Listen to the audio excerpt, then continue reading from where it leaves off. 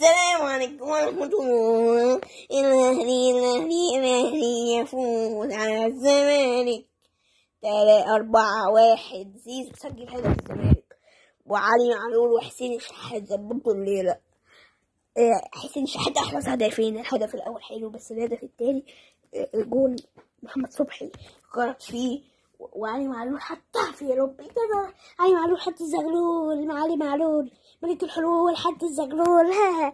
وبعد كده شريف في آخر الدقايق حط الرابع. بس الأهلي حقيقة الحقيقة عشان ما بكونش منافق، الشوط التاني كان أداء وحش.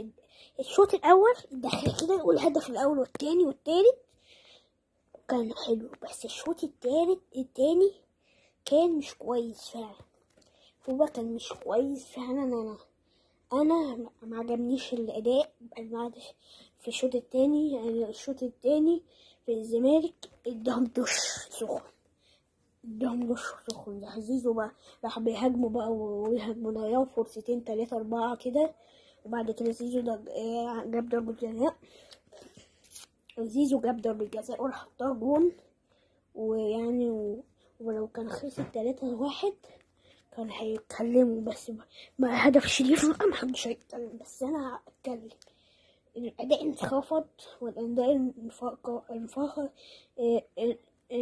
انخفض.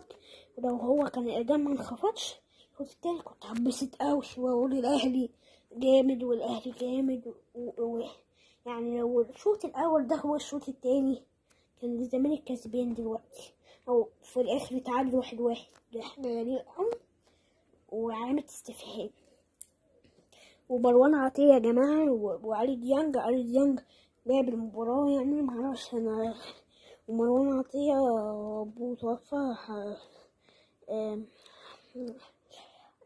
يعني عشان كده ما لعبش.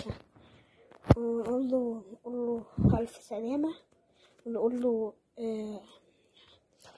قول له يعني اللي انت ما تزعلش وكمل في المباراة وما تزعلش. ونقول له ايه بقى، يعني حاجة مش كويسة خالص الحاجة ده. وهخرج من القايمة بقى عشان كده والده وتوفى. يعني ما زعلش، اتمنى ما يزعلش، يعني حاجة وحشة يعني. فسيحة غناكم في الله والأهلي يا جماعة. والأهلي كله يتفق في الكومنتات، الأهلي كان حلو في الشوط التاني، لا كان مش حلو. بعد كده نزل كوكا وشريف وبقى بدل كهربا كان ظهر وحش قوي. وبعد كده طلع حسين ونزل طاهر وطلع عفشة ونزل رامي ربيعة وطلع بيرسيتاو ونزل الدوري كريستو. ويعني كان الملعب وحش. طاهر نزله ليه؟ ده كان نزل أحمد عبد القندوسي، ده كان أحسن منه. وبقى الأهلي في آخر دقايق كان هيدخل في جونين وفرص بقى ضايعة من الزمالك.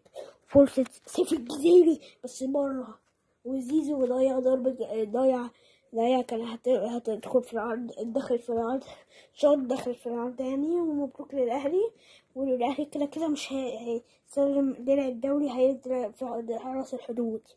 مبروك للأهلي والسلام يا بلينس. حط لايك وسبسكرايب. سلام.